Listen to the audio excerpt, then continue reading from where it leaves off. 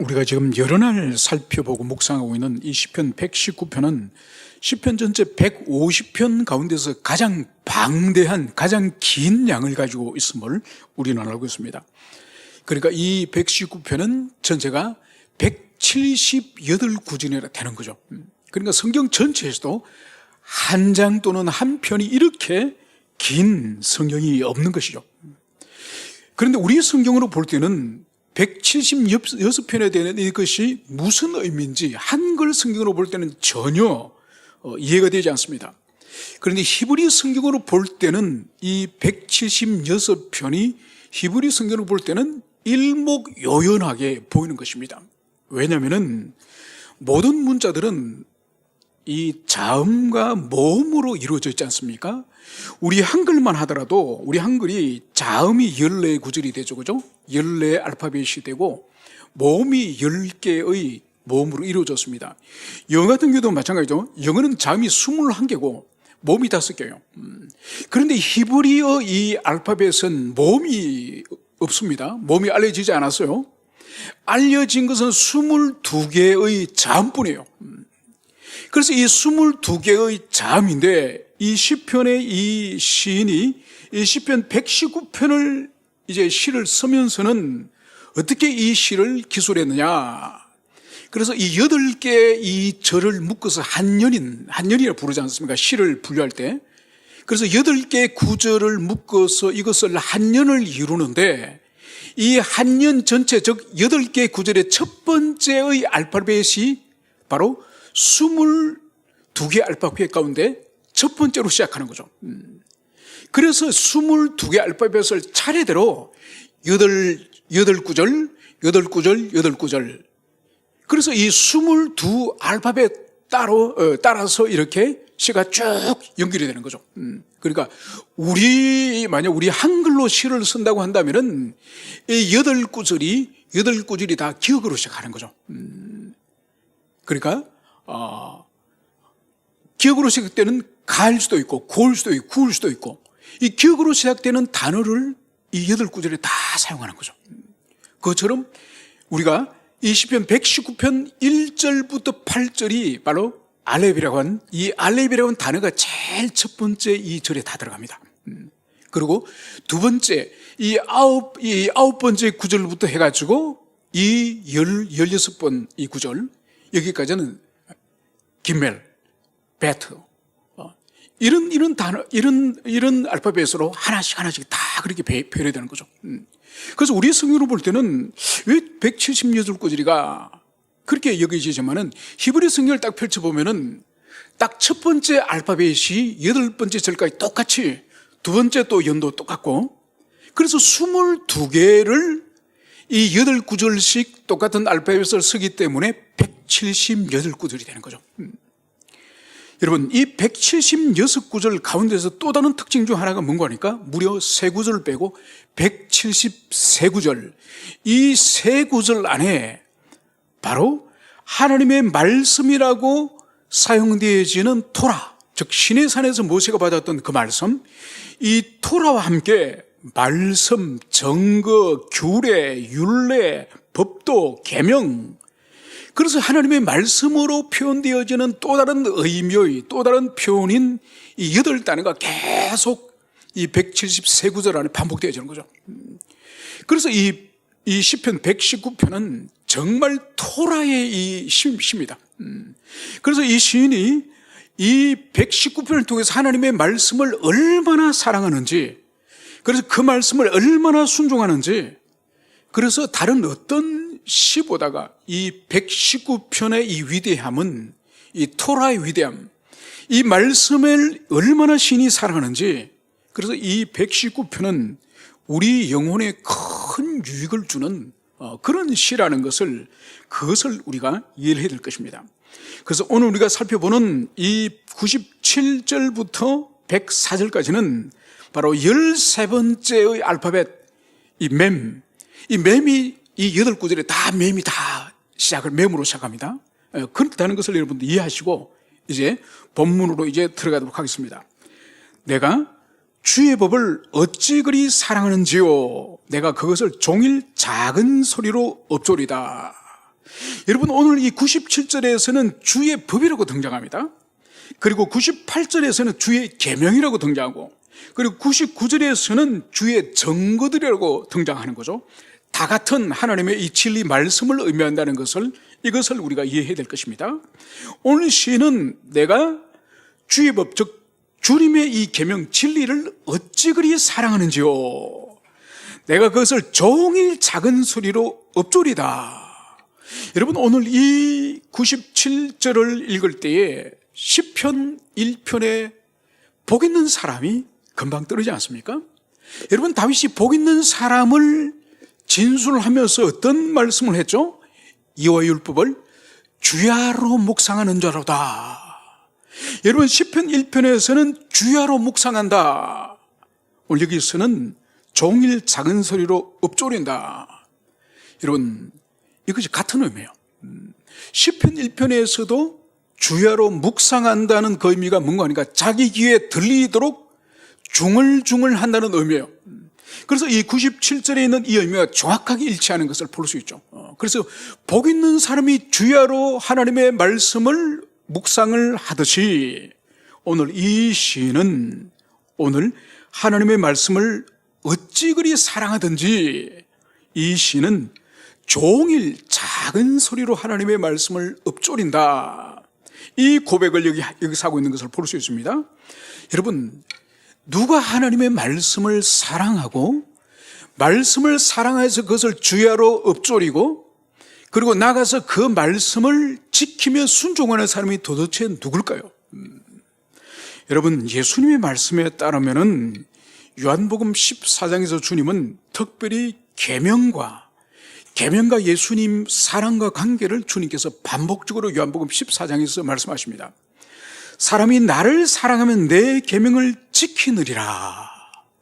바로 예수님을 사랑하는 사람은 예수님의 말씀, 즉 하나님의 말씀을 지키게 된다. 이 말씀을 주님 하셨습니다.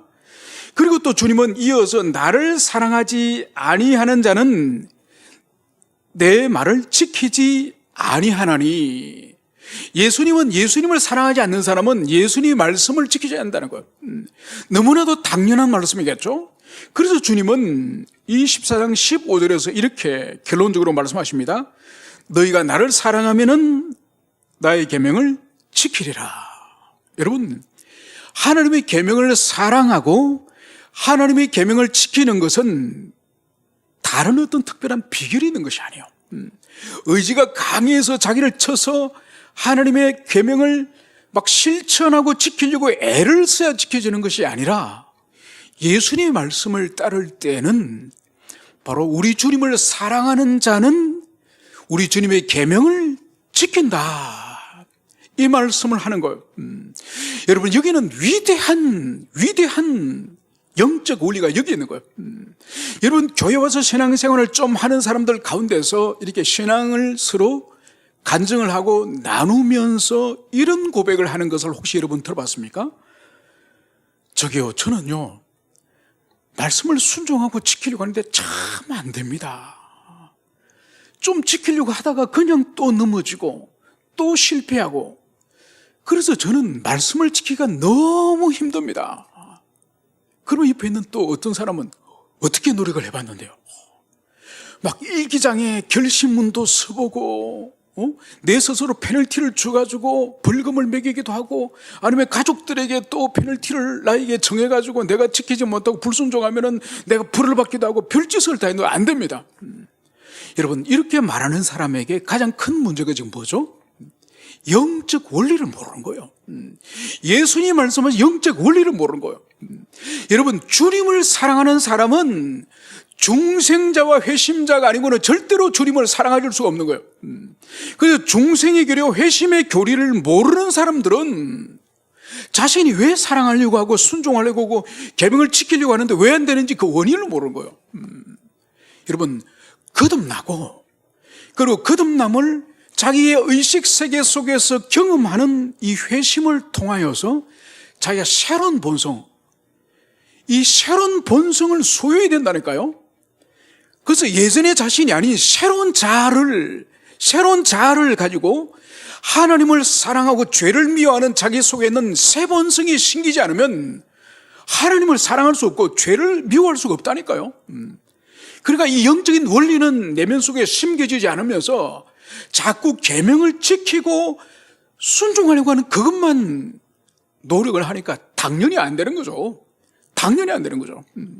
마치 이런 것 같습니다. 여러분, 계란 속에 있는 이 알 속에 있는 이 새알 속에 있는 이 알이 하늘을 날려고 하면 됩니까? 여러분, 아직 부화도 안 됐는데 그게 뭐 독수리 알이든 꽁알이든 제비알이든 아니면 심지어 계란이든 그 속에서 병아리가 나와야죠. 독수리 새끼가 나와야죠. 그래야 자라서 날죠. 날개 속에 아직 알 속에서 나오지도 않은데 그 알 속에 있는 것을 향해서 날아라 그러면 날 수가 있습니까? 여러분, 그래서 신앙생활은 알파와 오메가가 중생과 회심이에요. 여러분, 그래서 교회 안에 모든 사람이 중생했다고 생각하고 회심했다고 생각하고 설교하면 안 됩니다. 그리고 구역 모임을 하더라도 우리 구역 식구는 모두 중생하고 회심했다고 생각하고 구역 모임을 하면 안 되는 거예요. 주일학교도 마찬가지입니다. 애들 10명을 앉혀놓으면 10명이 다 회심했다고 생각하고 교사가 가르치면 안 된다 이거. 그 속에는 중생하지 않은 자도 있고 중생한 자도 있다는 것을 전제로 두고 최소한 목양자들이 파악을 해서 알아야 됩니다. 아, 저 인간은 중생했구나. 이 인간은 중생의 증거가 없어. 이 목자는 최소한 파악을 하고 있어야 되는 거죠. 그래서 오늘 보십시오. 내가 주의 법을 어찌 그리 사랑하는지요. 이 시인 속에는 하나님을 사랑하고 그 계명을 지키려고 하고 어찌하든지 하나님을 기쁘시게 하고 어찌하든지 하나님께 영광이 되려고 하는 이 본성이 심겨진 사람이라니까요. 그래서 이 사람이 종일 작은 소리로 그 계명을 읊조린다, 주야로 묵상한다, 이것이 가능한 거예요. 여러분, 거듭나지 않고 중생하지 않고 새로운 본성이 자기 속에 없는데, 거룩한 본성이 없는데 여러분 안 되는 거예요.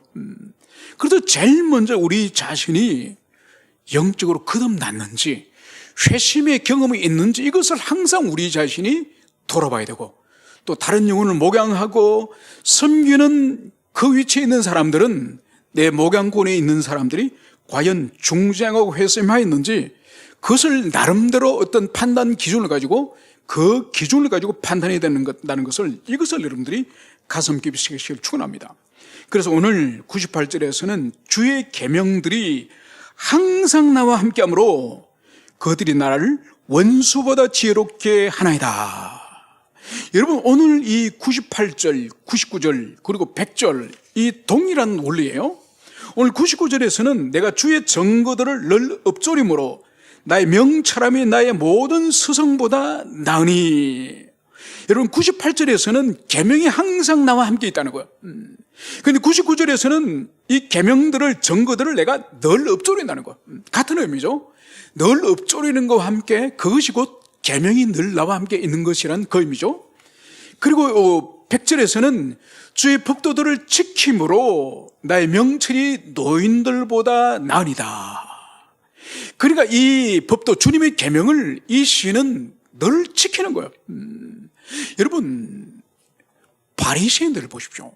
바리새인들은 그 시대의 주님의 제자들과 비교할 때는 주님의 제자들이 따라갈 수 없는 많은 말씀에 대한 지식을 가지고 있는 사람이에요.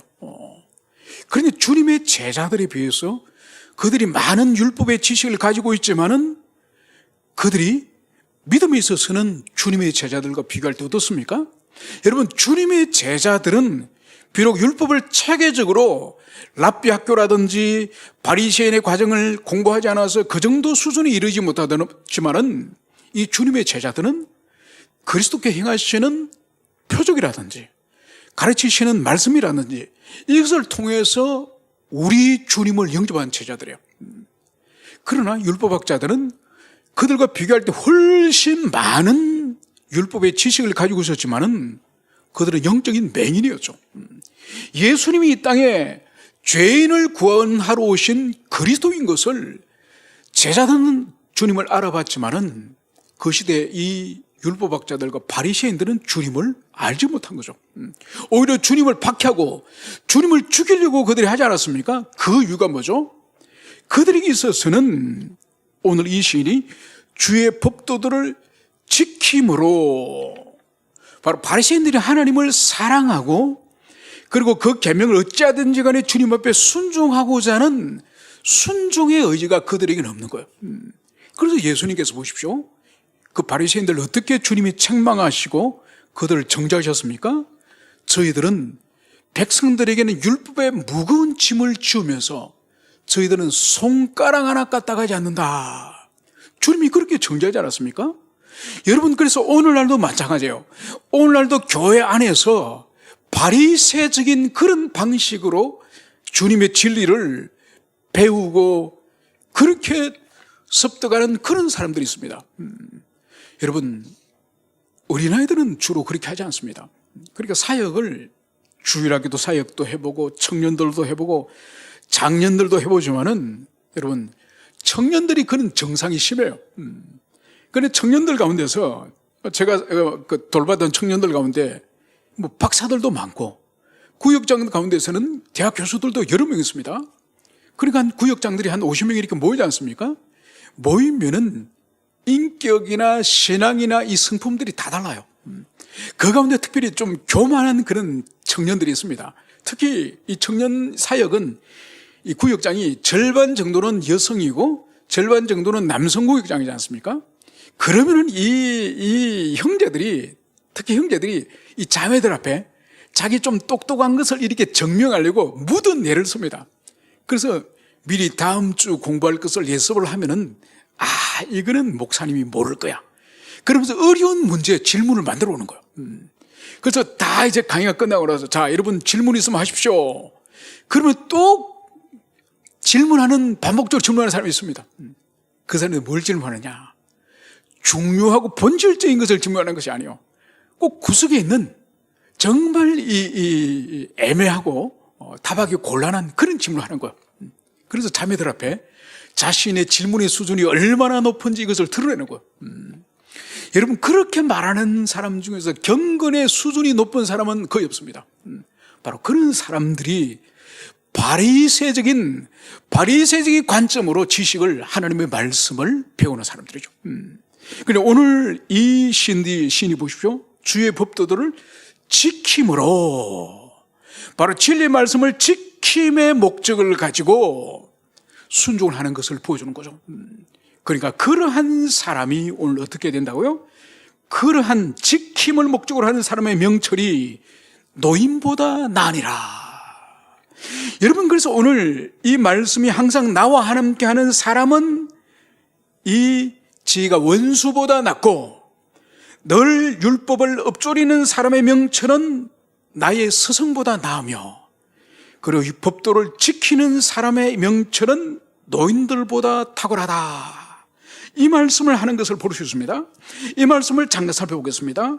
여러분, 항상 그 계명을 사랑하기 때문에 내가 계명과 함께하고 또 계명이 나와 함께할 때에 바로 그때 주어지는 그 은택이 98절에 의하면은 나의 원수보다 내가 더 지혜롭게 되었습니다. 이 말씀을 하고 있습니다.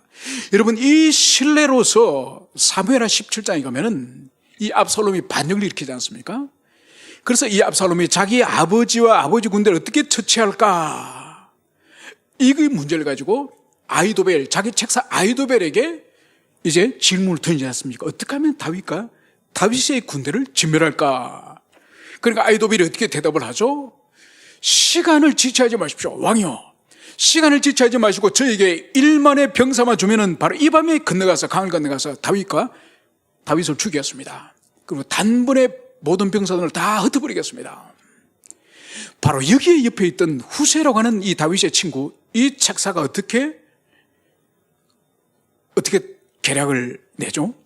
왕이요, 그렇게 할 필요가 없습니다. 그렇게 하지 말고 모든 이스라엘 백성, 저 단에서 브엘세바까지 모든 이스라엘 백성 군사들을 다 소집을 해가지고 그 수많은 구름대 같은 이 군사들 앞에 왕이 깃발을 들고 모든 백성들을 이제 휘몰아쳐가지고 다윗이 있는 성을 밧줄로 묶어서 아예 성을 뽑아버립시다. 그 말을 하는 거죠. 여러분, 원래 지혜에 있어서는 아이도벨이 훨씬 탁월한 사람이죠. 그런데 아이도벨의 문제는 뭐죠? 인간적인 지혜는 탁월하지만 하나님에 대한 경외가 없는 사람이에요. 이 사람은 악인이죠. 후세는 어떤 사람입니까? 후세는 지혜에 있어서는 아이도벨에게 미치지 못하지만 그는 하나님을 경외하는 사람이에요. 그래서 하나님의 역사를 통하여서 이 압살롬의 이 마음속에 어떻게 역사하죠? 아이도벨의 이 모략보다 후세의 지혜를 더 좋게 여기고 후세의 방식을 택하지 않았습니까? 그래서 결국은 아이도벨도 자살하고 압살롬은 죽임을 당하고 전쟁에서 다윗이 이기게 되죠. 여러분, 그래서 보세요. 지혜는 인간적인 꾀가 많은 사람이 가지는 것이 아니에요. 지혜는 하나님을 경외하고 하나님을 사랑하는 자들에게 하나님이 주신다는 것을, 그것을 여기서 볼 수가 있습니다. 그러고 나서 오늘 99절에서는 늘 주의 말씀을 읊조리는 자에게 주님이 주시는 명철은 바로 나의 모든 서성보다 나으며, 여러분, 이때 이 서성은, 이것은 세속적 지혜를 가르치는 서성을 말하는 것. 그러니까 진리의 서성을 말하는 것이 아니라 이 세상의 세속적 처세술을 가르치는 그런 선생을 말하는 거죠. 그래서 아무리 서성이 탁월하다 할지라도 하나님을 경외하고 하나님의 말씀을 사랑하는 자를 능가할 수 없다는 거죠. 여러분, 그래서 보십시오.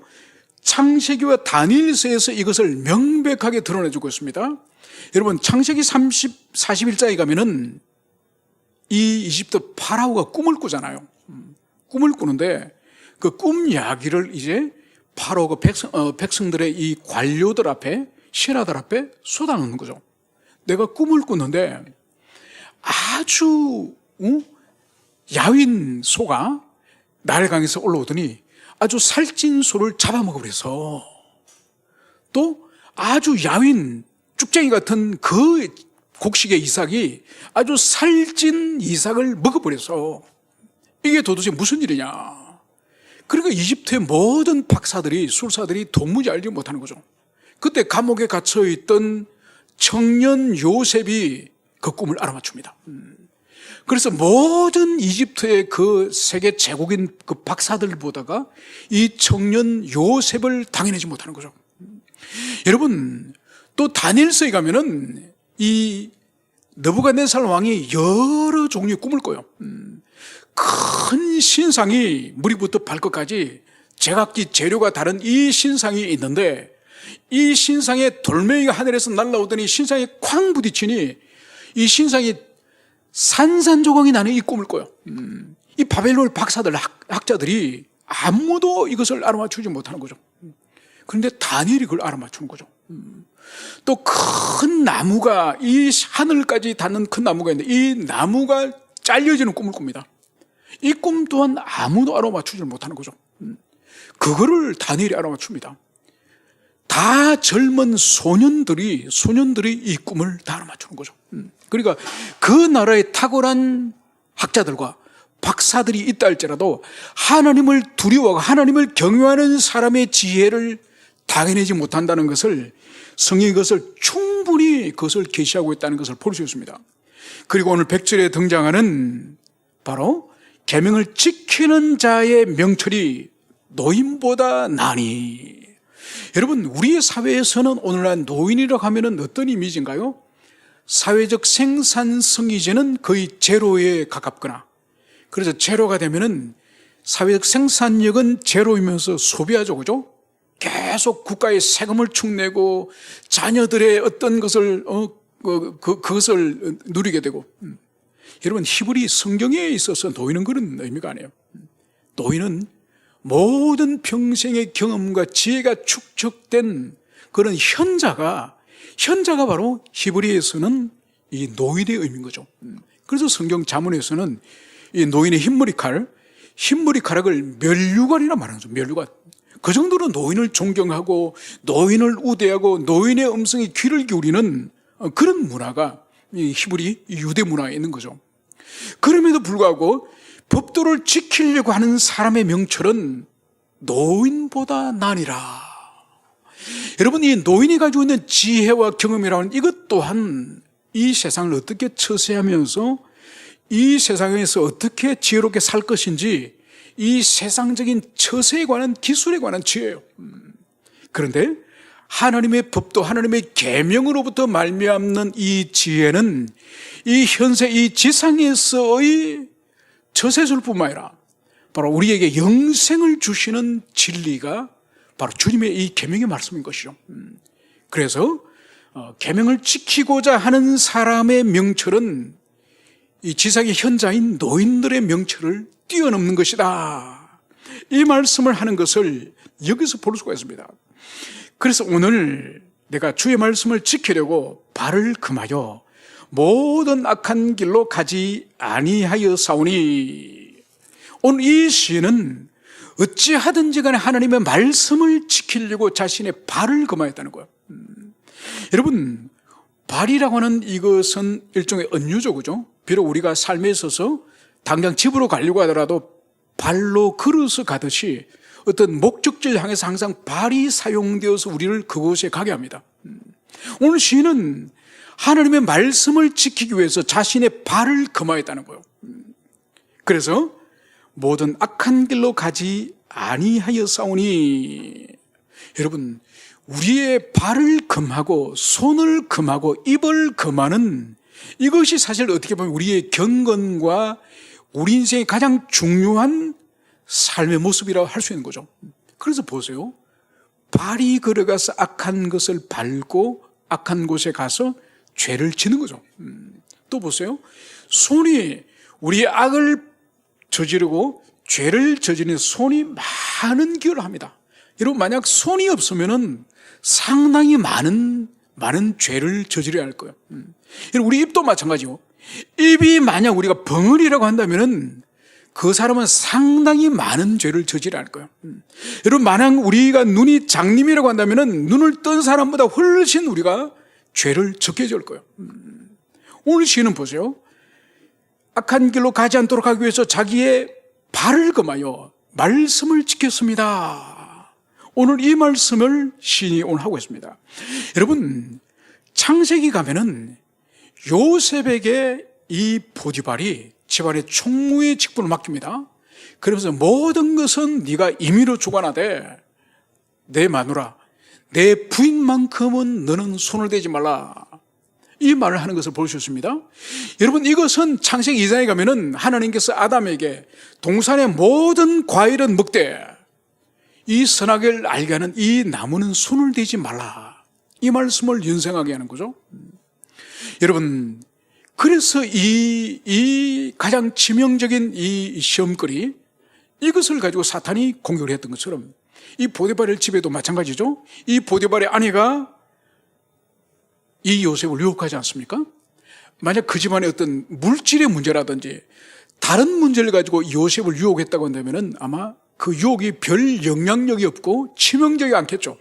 그런데 보디발이 유일하게 금지한 딱 한 가지, 내 아내만큼은 손을 대지 마라. 그러니까 이 아내가, 이 사단의 역사에서 이 아내가 이 요셉을, 이 젊은 요셉을 유혹하는 거죠. 그때 요셉이 어떻게 결단하고 어떻게 그것을 방합니까? 내가 어찌 하나님께 득죄하리요. 이 여자의 유혹에 대하여서 내가 어찌 당신의 남편에게 죄를 짓겠습니까? 이렇게 자신을 방하는 것이 아니라 내가 어찌 하나님께 득죄하리요. 이렇게 자신을 방하는 것이죠. 그러니까 이 요셉에게 있어서는 눈에 보이지 않는 이 하나님 앞에서 그가 살았기 때문에 이 유혹의 본질, 이 죄의 본질은 바로 이 보디발의 이 아내를 통해서 자기를 넘어뜨린다고 하는 것을, 이것을 정확하게 이 요셉이 파악을 한 거죠. 그래서 오늘 이 시인 또한 내가 주의 말씀을 지키려고 발을 금하여 모든 악한 길로 가지 아니하여 싸우니. 여러분, 그래서 우리가 이 세상에서나 아니면 우리가 살아가는 어떤 환경에 있어서나 우리가 끊임없이 이 땅에서 유혹을 받지 않습니까? 불순종 유혹을 받지 않습니까? 그때 우리가 발을 금하고 손을 금하고 입을 금하고 눈을 금하고 혀를 금하는 이런 이 결단들이 우리에게 있어야 되는 거죠. 그것은 우리 내면 속에 하나님을 사랑하고 그 계명을 지키고 순종하려고 하는 열정이 없이는 절대로 못합니다. 그래서 요셉은 하나님을 사랑하고 계명을 순종하려고 하는 열정이 있었기 때문에 여인의 유혹을 단호하게 물리치면서 그 여인이 자기 겉옷을 빼앗아버리더라도 벗은 몸으로 도망을 갈 수 있는 거죠. 그런 결단이 우리 모두 있기를 축원합니다. 그러면서 이제 오늘 시는 103절에서 이렇게 말씀을 하는 거죠. 주의 말씀의 맛이 어찌 그리 단지요 내 입에 꿀보다 더 더하니다.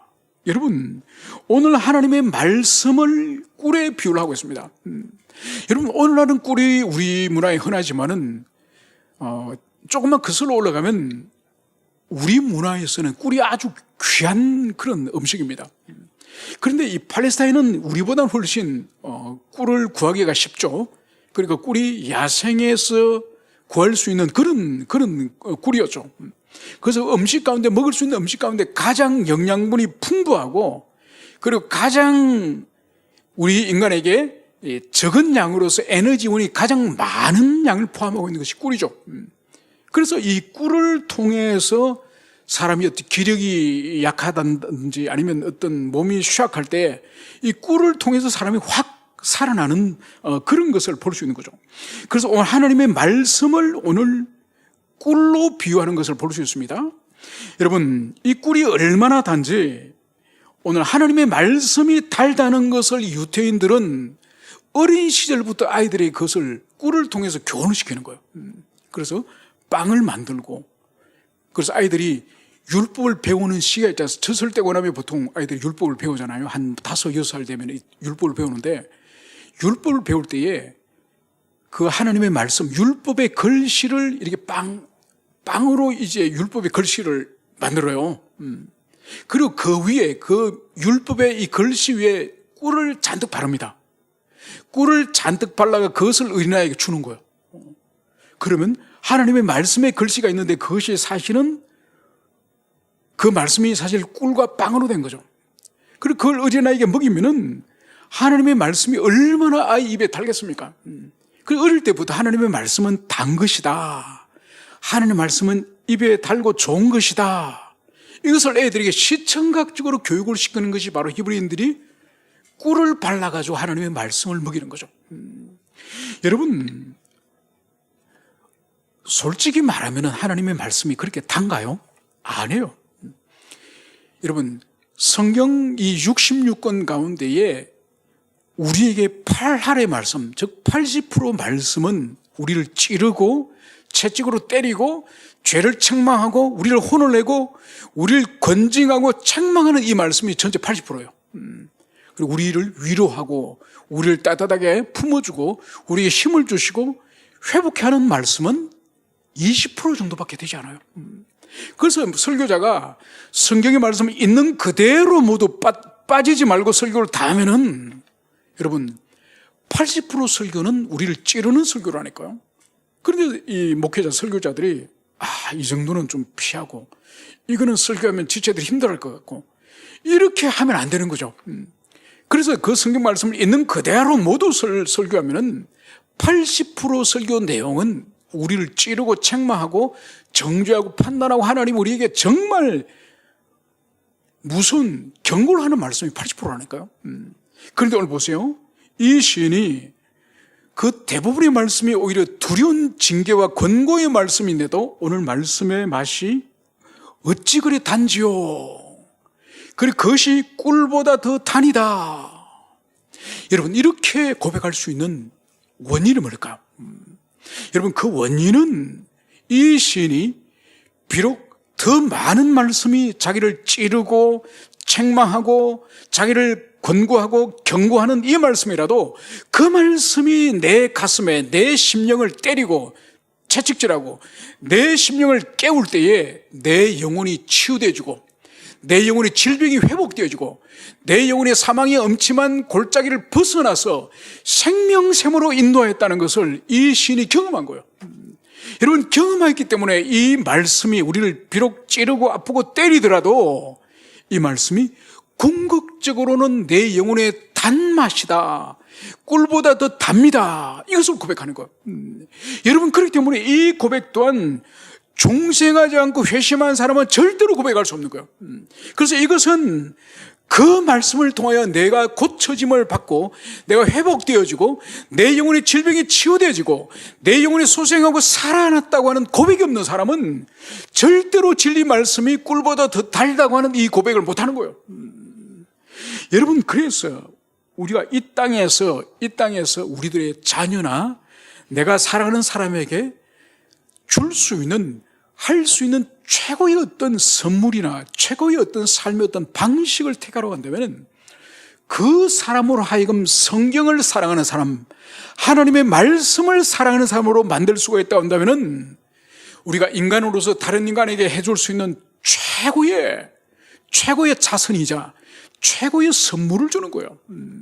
여러분, 자손들에게 수십억 수백억의 그 재산을 물려주고 건물주가 되어서 건물을 남겨주더라도 우리의 자녀가 성경을 사랑하지 않고 말씀을 사랑하지 않는 자녀로 하면은 여러분, 아무 의미 없습니다. 여러분, 그 100억 10억을 어떤 사람은 10년에 털어먹고 어떤 사람은 몇 년에 털어먹고, 여러분, 털어먹는 건 시간 문제예요. 이 지상에서 영원히 빼앗아갈 수도 없고 사라지지 않는 것은 성경을 사랑하고 말씀을 사랑하고 하나님을 사랑하는 사람으로 우리 자녀를 키우고 그것을 물려주는 것이 최고의 복락이라는 것을, 이것을 여러분들이 가슴 깊이 새기시기를 축원합니다.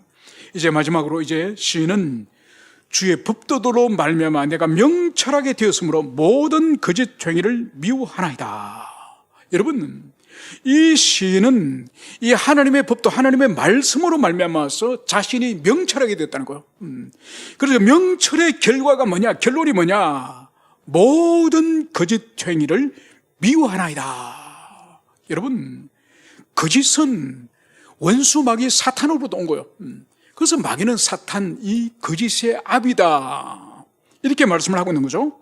그래서 명철을 가지고 지혜를 가지고 나면은 인간에게 드러나는 것이 바로 하나님이 사랑하는 것을 사랑하게 되고 하나님이 미워하는 것을 미워하게 되는 그 본성을 가지는 거예요. 여러분, 그렇기 때문에 하나님의 사람이라고 하면서 그리스도인이라고 하면서 하나님이 사랑하는 것을 자기는 사랑하지 않아. 하나님이 미워하는 더러운 죄, 더러운 삶, 악한 것, 거짓된 것, 불의한 것, 여러분, 이것을 계속적으로 사랑하면서 나는 하나님도 사랑합니다. 여러분, 이 거짓말이에요. 이건 거짓말이에요. 그리고 하나님이 사랑하는 그 의로운 것, 그리고 참된 것, 선한 것, 이런 거는 관심 없어. 이런 거는 관심이 없는데 나는 하나님을 사랑해요. 여러분, 이것도 거짓말이에요. 여러분, 우리가 중생을 하고 회심을 하고 하나님을 사랑하게 되면 반드시 하나님의 마음을 품는 거예요. 그래서 하나님을 사랑하는 것을 사랑하게 되고 하나님이 혐오하게 되는, 그 혐오하는 것을 당연히 혐오하게 되는 거예요. 여러분, 그래서 동성애자는 불쌍히 여기지만은 동성애를 절대로 옹호하거나 동성애를 인정하는 것은 절대로 하나님의 사람에게는 있을 수 없는 거예요. 그리고 여러분, 예수 그리스도 외에도 구원의 길이 다른 길도 있다. 구원의 길은 하나만이 아니다. 여러분, 로마 카톨릭의 이런 사상, 그리고 종교다원주의, WCC, WA 절대로 받아들일 수 없습니다. 그들을 원수로, 적으로 여기지는 않지만은 그들과 같은 길을 갈 수 없는 거예요. 여러분, 그렇기 때문에 하나님의 마음을 품고 성령을 우리 속에 모시게 되면은 바로 하나님의 우리에게 주시고자 하는 마음은 바로 하나님의 마음이에요. 이것을 여러분들이 가슴 깊이 새기시길 축원합니다. 그래서 오늘 내가 명철하게 되었으므로 모든 거짓된 행위를 미워하나이다, 불의를 미워하나이다, 그리고 악을 미워하나이다, 이 말씀이 이 속에 다 있는 것이죠.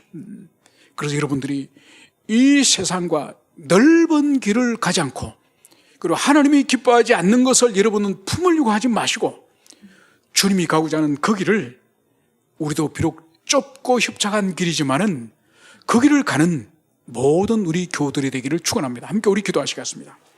이 시간 우리 기도할 때에 오늘 119편 오늘 97절에서 104절까지 이르는 이 말씀을 통해서 오늘 하나님의 말씀을 살아가는 자에게 어떤 은총을 주셨는지 다시 한번 가슴에 새기며 우리가 이런 은혜 속에 살기 원합니다. 나에게 동일한 은총을 하나님 함께 주시옵소서. 우리 함께 기도하시겠습니다. 기도합시다.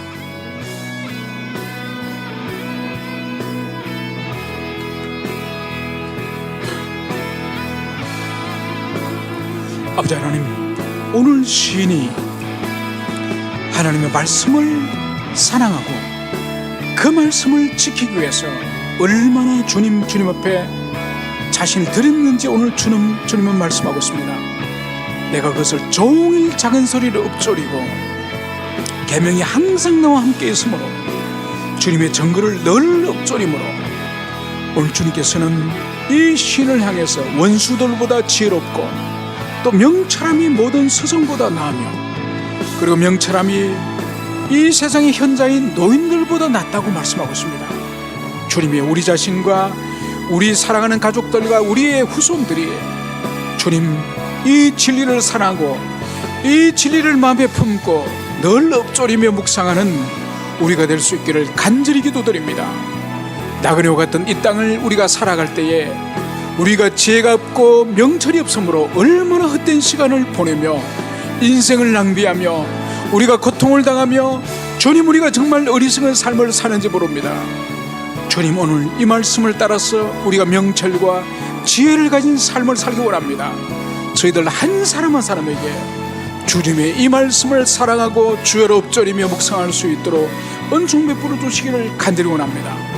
그래서 주의 말씀은 우리 모두에게 주님 양약이 되며 꿀보다 더 단 그 진리가 될 수 있도록 은총을 베풀어 주시기를 간절히 기도드립니다. 주의 말씀의 많은 부분들이 우리에게 쓰고 찌르고 책망하며 경고하는 말씀이지만은 그러나 그 모든 것들이 우리의 영혼과 우리 삶을 위한 주님의 사랑의 책망인 줄 우리가 굳세게 믿으며 조금도 흔들림 없이 그 말씀을 순종할 때 결국은 주님 그것이 꿀보다 더 달다는 것을 우리가 고백할 수 있도록 은총을 베풀어 주시기를 간절히 기도드립니다.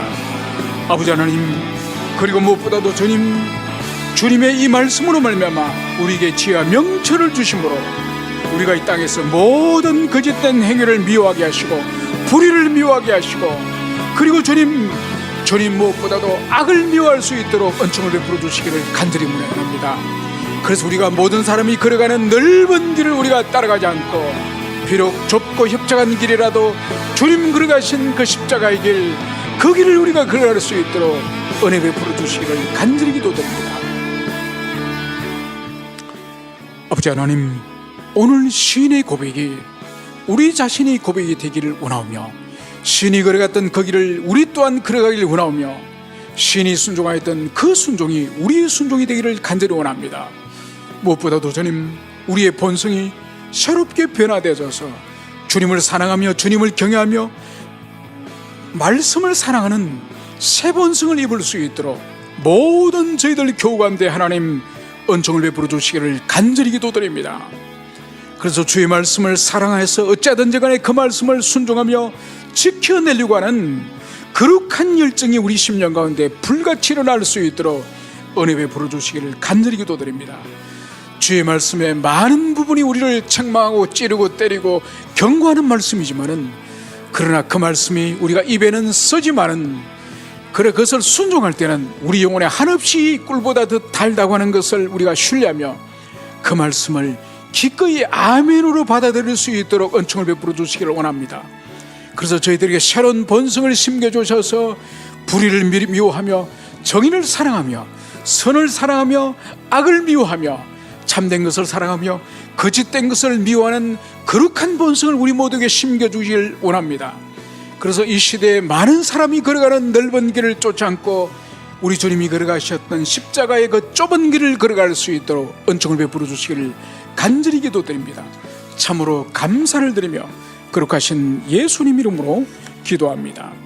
아멘. 이제는 우리 주 예수 그리스도의 은총과 아버지 하나님의 끝없는 사랑과 성령 하나님의 고통이 이제로부터 영원히 함께 설지어다. 아멘.